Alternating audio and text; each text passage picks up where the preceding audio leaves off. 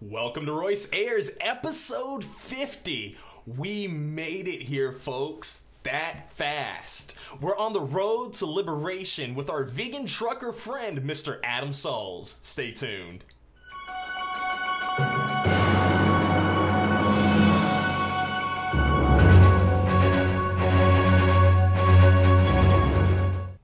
Meow and happy Friday, everybody. I hope your day is going well. The thunder here is starting to come on in, so hopefully we don't get knocked off the air.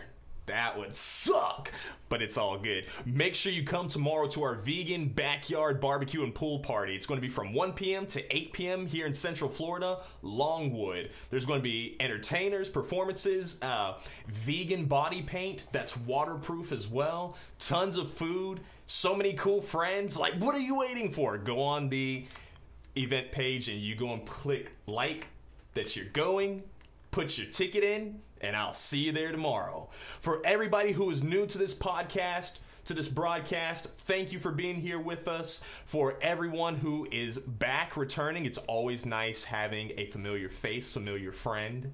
So glad to have you here with us. Be sure you all comment any questions, anything that you may want to ask to me or my guest today, because this is an interactive talk show. I do this because vegan is the new norm, okay? It's 2018. There's more information out there. There's a easier accessibility to information. And as people continue to get that information, that transformation process is going to begin. So we try to have an open discussion about the vegan lifestyle here. If you have any comments, questions, concerns, whatever, ask me. I'm gonna do my best to help you. Okay?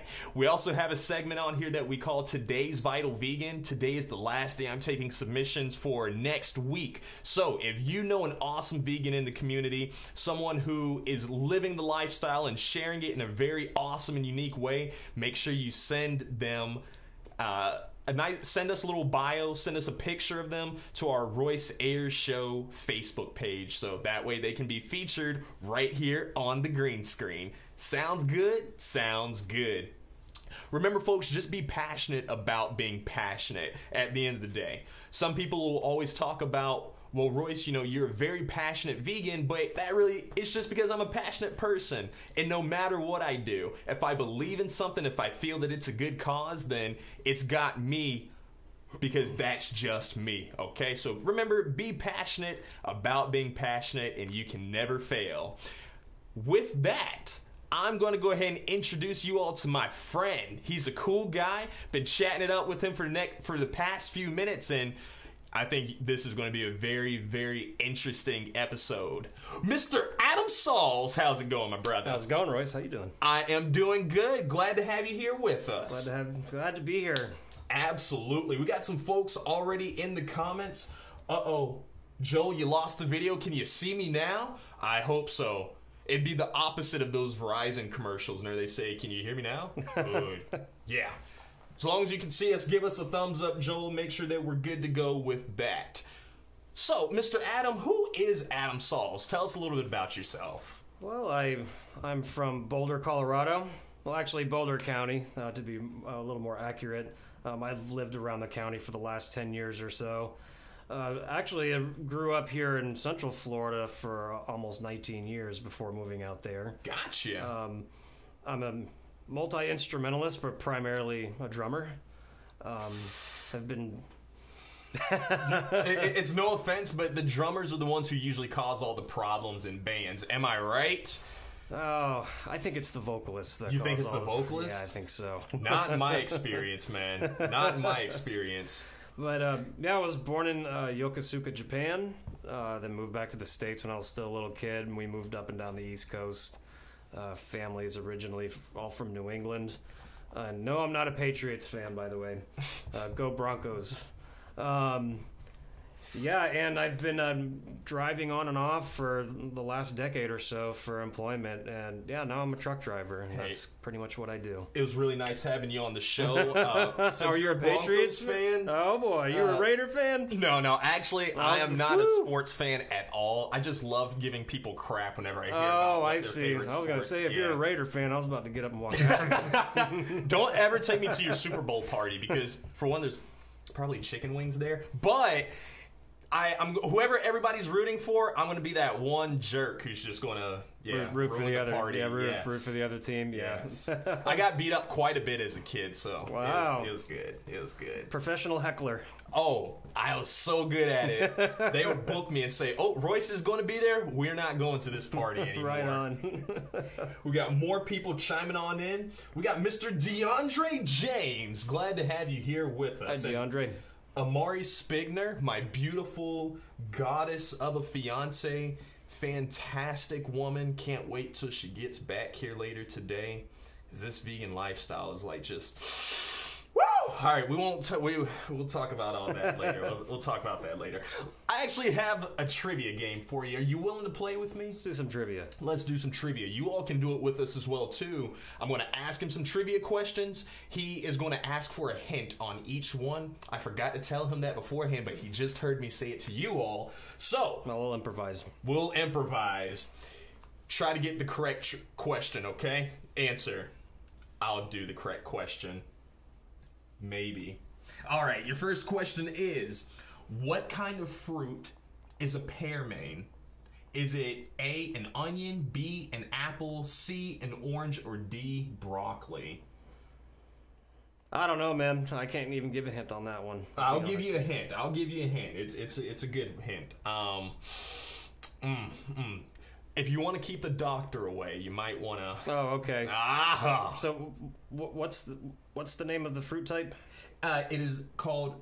What kind of fruit is a pearmain? A pearmain. Okay. I think I might, yeah. I think I have a pretty good idea. Is it onion? I believe it's onion. You believe it's... What if it's orange? That's not gonna... Yeah, that's not gonna keep people away. Oranges smell good. What about broccoli? I'm just gonna guess with onion. That's my guess. Final answer. Not the apple? No. Oh man, you want to keep the doctor away, so it's the apple. Oh, one apple a day keeps the doctor away. You know what? It's okay, Adam. I'm not going to judge you because you still got one more question to redeem yourself. I haven't heard that saying in a long time. So that's my fault, 100%. That's okay. That's okay. DeAndre, you got it incorrect. Waffles is not the correct answer. So, what is the name of the vegetable that is also a flower? Is it A, asparagus, B, onion, C, broccoli, D, cauliflower? I'm going to go with asparagus. Go with asparagus? Let me go ahead and give you that hint real quick. I'm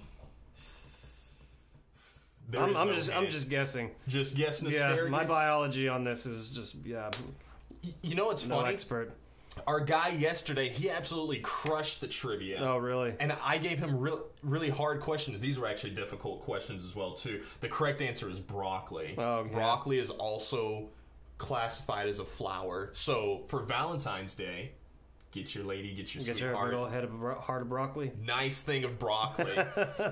Don't worry about it. I'm giving you one more chance because I want you to win one of these little NOOR 17 stickers. Oh, okay. Okay? So we're going to do the $17 challenge. It's a very fair game, okay? The $17 challenge, you already know, I like to meow like a cat, whether it's in person or here on the show, if I'm emceeing a gig, whatever, it doesn't matter. So I've asked Mr. Adam, could he meow like a cat at least one time, 3 minutes after me explaining the rules, so that way he can avoid paying me $17. But if he meows and you win, then I'll give you a sticker. That sounds like a fair trade-off, doesn't it? Right on. Let's do it, man. I'm all about that. That's the inner politician in me, the really unfair trades and yeah. But, Mr. Adam, I got a question for you, man. Okay. Are you vegan yet? Of course I am. Are you vegan yet? I'm vegan, but are you vegan, DeAndre? And everybody else watching, let us know in the comments. So, Mr. Adam, tell us about how your journey started. It really started with seeing the abuse and the cruelty on videos, like online and stuff. But, actually started... I remember even, like, instances in my childhood, seeing stuff like that and always being in the back of my mind, yeah, this is where our food comes from, but just kind of... ignoring it, which most people do, that eat meat and dairy. But yeah, it really came to a head the first time I got a job trucking, and I showed up to a factory farm in Kansas and could smell it. And it just made me lose my appetite. So it was a process. It took some time. It didn't happen overnight, but yeah, it took some time. And yeah, then finally I just quit eating animals and using their products altogether. So how long have you been vegan now? Oh, geez, I don't know, a couple of years. Yeah, a couple of years now. Okay. Yeah. So you have no idea when your veganiversary is? No, I don't pay attention to dates and stuff like that. It happened over time. I can't give it a certain date on the day I went completely vegan, but it was definitely a transition. I respect that, because some people say, oh, well, I'm not vegan, even though they haven't ate animal products or meat, dairy, anything in months, but they say, well, I'm still in the transition period. Right. I don't really ever feel that you finish the transition period, because once you start it, it's just like you keep learning and discovering more, and then eventually, absolutely. It gets to clothes, and then it gets to just everything. It's like, wow. Even the deodorant and the toothpaste you use. Exactly. Yeah. Exactly. For sure. So I like to think of it as the moment that it switched in here for me, whenever I said, okay, yeah, I can do this thing. Yes, I was still eating cheese and whenever it was provided, but I remember New Year's of 2016 was whenever I said, yeah, I'm going to do it. I don't have the exact date, but I would say it was when I was at that Cargill facility in Dodge City, Kansas, when I was hooking onto a trailer. We were doing a drop and hook there, and we got a meat load going out of the Cargill plant. And that's when I knew. I was like, this is sickening. This is so gross. On the way there, you pass by so many feedlots and, stockyards, and you smell it, the filth and the fecal matter, excuse me. And then it just really dawned on me as soon as I got out of the truck to, hook on my air lines and my electrical lines. You smell it. It smells like death and urine and feces all put together.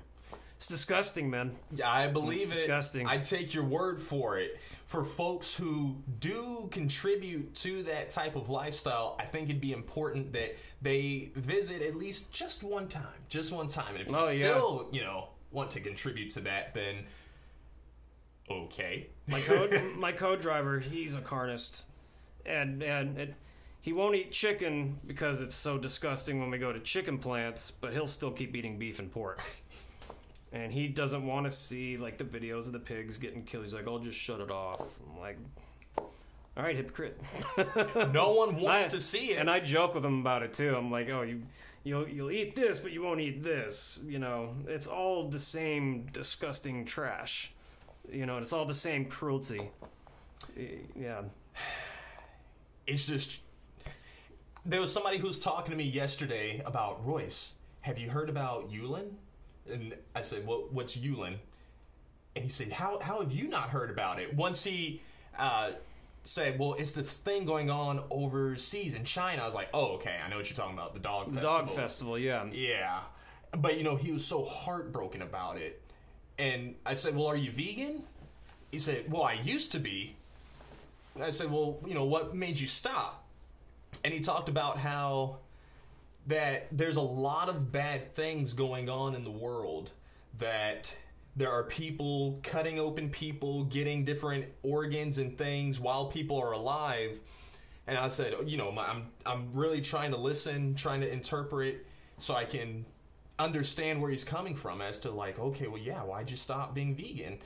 But the issues that he was talking about were not related to somebody making that choice of changing their diet, changing their lifestyle. So I don't know. I think we just have to continue putting that information out there, kind of showing hey, if it's not good enough for your eyes, what makes you think it's good enough for your stomach then? Mm-hmm. Just keep at them, though. Yeah. But you said, okay, you're a vegan trucker. How is that difficult, trucking on the road as a vegan? For me, it started as being difficult because I drive team, which means that the wheels are turning 24 hours a day, and there's not much time to stop between loads. You can't park at a Whole Foods or at or at a vitamin shop or some place that sells like a lot of vegan friendly foods. So it can be really hard to do that. So my only resort is taking Ubers to different grocery stores, and we get a hotel once a week or so. And I stock up. And, there's room in the truck to stock up plenty of fruits and vegetables and stuff, non-perishables, some canned stuff, and yeah, it's easy to do. There's no excuse to not be a vegan on the road. And another cool thing you can do is buy like an electric skillet. You can buy like little magic bullet and stuff. Make smoothies. You can cook your own food in the truck. You can do it. You don't have to eat truck stop garbage. But for a while there, I was eating all this vegan junk food like sunflower seeds, Planters peanuts, lots of chips, and just crap, because I would refuse to eat any of the other stuff, because pretty much 99% of food at truck stops is just all animal trash. But you can get vegan wraps at Subway. Those will help you kind of get through your shifts and stuff like that. But it is easy. You can take Ubers to grocery stores and stock up for the week, or even up to 2 weeks. But it can be done. I eat a lot of fruits and vegetables out on the road. I eat a lot of raw. A lot of my diet is raw out there, because I don't cook a whole lot, because we're constantly moving. So I have apples, oranges, bananas. I get tomatoes. I'll put salt and pepper on my tomatoes. Avocados. I'll make veggie sandwiches. Yeah. You can do plenty. There's no excuse for it.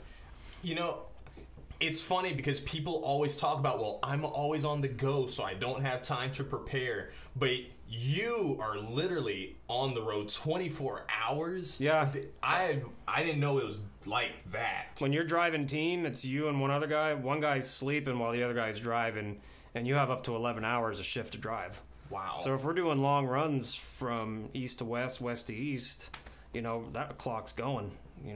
We'll drive 10 and a half hours, do a driver swap. That takes about 20 minutes. The other guy starts. You go back and pass out because you're so tired. But, yeah, that one day a week or whenever you can get a hotel, because there's plenty of hotels out there, especially Motel 6, that have truck parking. And take an Uber to the nearest grocery store, be it a Walmart, whatever it is, and just go stock up. Tell them, man. We got some people who are chiming in the comments. DeAndre, you have a lot of crazy comments. I'll go through that another time. We got Thazulama. Glad to have you here with us. Thazulama says they're vegan. Sonia. Hello, Miss Sonia. Glad that you're here with us as well. Mr. Brandon Wright, glad you're in here as well. Seems as though my tablet froze up, so I guess I won't be seeing anybody else's comments for a few minutes. But for those of you who are just joining with us, I'm here with Mr. Adam Salls. If you have any comments, questions, concerns, this is our daily vegan broadcast, so I'm glad to have you here be a part. Make sure you're there at our vegan backyard barbecue tomorrow in Longwood from 1 p.m. to 8 p.m. Tickets and everything online, so go check that out. So, as far as some of your family, have you gotten to get any of them to kind of see from your perspective as why you had that lifestyle change, or are they not feeling it? Well, absolutely. My mother, she's worked in nutrition for many years, and so she completely understands. But, like many people, they still fall back into their habits. I'm a believer that a lot of meat and dairy products are addictive. Like I told you about that one moment I had out in the drop yard at that factory farm where I knew it was disgusting, but went back and forth on and off a vegan diet or lifestyle. I actually felt addiction to certain kinds of foods, and I believe that some of my family members still do. They know it's wrong to eat this stuff. They know it's unhealthy. They know it's going to cause cancer eventually. Down the road, but they still continue to eat it. I believe because it's an addiction, like all kinds of other stuff is an addiction. But my big thing was beef jerky. I couldn't get enough of it. I was chowing that stuff so much, like especially when you're a truck driver and you're driving down the road and you just want to graze. You're sitting there for 11 hours. Your job is stationary. It's sedentary. And you get bored, you're listening to the radio, you're just trying to find things to occupy your time while you're driving down the freeway. And one thing is to graze. Well, I replaced all that crap with eating nuts and seeds and berries, dried berries, stuff like that. And that's actually even better sources of protein than all that other crap is. So much better for you, but you still can, put something in your mouth, chew, swallow. Yeah. That's the beauty behind it. But yeah, the ultimate answer to that question, I believe, is that even though that they know it's wrong, they still do it. I believe largely because it's addiction and maybe some particular belief systems. But my mom knows better. And she's recently started to scale her diet way back off of animal products. I haven't seen her. I've been here since Monday or Tuesday. Yeah, I got here early Tuesday morning. And I haven't seen her eat a single animal product since I've been here. So she's doing good. And she made me a big old giant vegan soup. There's no name for it. She just put all these vegetables together with some vegetable broth and she put some secret ingredients in there that made it phenomenal. But yeah, I've already had a million bowls of that stuff. That is awesome. Yeah, it's really good. It's nice that your mother is open to hearing it and knows, because I'm not having that same luck. Oh, yeah. Yeah, a lot of people in my family, it's still a very crazy, outlandish idea, like, you better eat meat or else you're going to die, that type of deal. Yeah, just thinking that animal protein's the only source of real protein. I get that all the time. I'll tell you a funny story. When I first got a trucking job back in 2013, I was in Springfield, Missouri, and there's a lot of meat eaters in the trucking industry. So, yeah, they give you 3 meals a day when you're going through orientation. Well, I picked all the vegetables that were on the make line, and this one guy, he's like, aren't you going to get any pork chops or anything, or blah blah blah? I was like, nah, I'm not into it, man. I'm just not feeling it. And he was like, where do you get your protein? Like, from these vegetables? I was like, these vegetables should have plenty of it. I mean, they got nutrients in them too, so I'll be fine, And he's like putting these giant mashed potatoes blobs on his plate with this big nasty murdered pork chop thing, and I was like, no thanks. It looks kind of I'll take the fresh vegetables. Exactly. Yeah. It's funny because earlier in life, if you were to hand me a plate of food and say, hey, here, Royce, enjoy. Yeah. And if there wasn't any meat on it, if there was an animal carcass, then I would get offended. And I'd be like, wow, where is it? But now it's the exact opposite. It's like, wow, you really put trash on my plate. Yeah. And I get offended. I get sick. And even at this one party that me and my fiance and I, she's grammar cop, so I had to. I know about grammar police. Yeah. My fiance and I, we attended this party, and they said, yeah. I said, hey, where's some more of those sandwiches? And they said, oh, there's no more veggie ones, but if you want to just take some of the meat out of those. Yeah, you can't. It's already been tainted. Yeah. Yeah, that's what I wanted to do, so I got it out here on the show. Yeah, all you're doing is eating dirty underwear. Yeah, it was. And I thought about it, and I had this mental battle that was going on for like 10 minutes. It felt like there's the hungry side of me, like, Royce, just do it, pinch your nose, and then just swallow. Don't taste it, don't eat it, just swallow. Just swallow it. But then the good side of me was like, no, man, don't. You deserve better. Yeah, just wait. Yeah, just wait. You got to go into ketosis. Just do that for a little while. Exactly. Yeah, just live off some body fat. That's fine with me. Once we left there, we did go. We both like, let's go get something to eat now. Let's go get something real to eat. So I got a question for you. When was that defining moment for you? When you realized, yeah, this is messed up. I can't contribute to this anymore. What's funny is I originally went vegan more for just meditation purposes, for lucid dreaming, astral projection type stuff. Oh, interesting.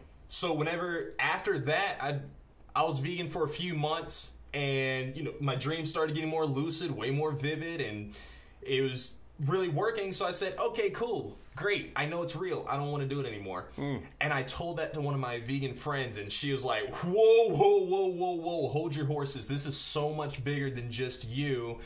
It's the environment, the animals, and just kind of really broke it down. And I was like, all right, so it looks like I'm on the right track anyways. Let's just stay vegan. And I'll do it. So it didn't really take as much. Once somebody kind of made it bigger than I was, because I never thought about where the food was coming from. I just knew that if I wanted to have more vivid dreams and I wanted to, just have a deeper form of meditation, that I needed to eliminate the meat, the carcass that I was putting in, and just different dairy products. I needed to put in live enzymes. Get all that negative stuff out of your body. Exactly. Okay, yeah. So that's all that animal stress, all that stress from getting murdered. Exactly. Yeah. Seeing your friends get murdered, seeing your babies taken away. Yeah, that's some sick stuff to put in your. That's what you're eating, all those stress hormones that are put into the flesh. That's I've realized that since I've gone on a plant-based diet, how much better I feel. I mean, I'm up at 4 or 5 in the morning now. Even after getting out of the truck, I drive nights out there.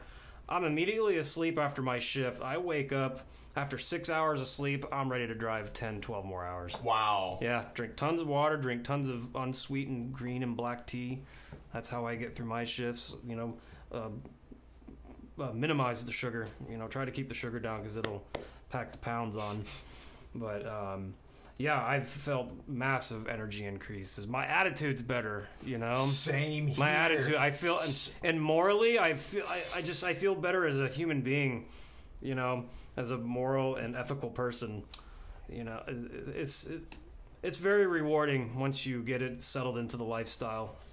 And on top of that, I don't even like the smell of meat anymore. I'm just like, smells like death to me at this point. Yeah. And especially if I see it, I call it an incident, really, because my fiance and I, we had gotten here, we live here with some roommates, and now more of them are taking steps towards living a vegan and vegetarian lifestyle. Yeah. But at one point earlier, there was this big, massive, I don't know what kind of dead animal, bloodied all over, lots of bones sticking out, and it looked...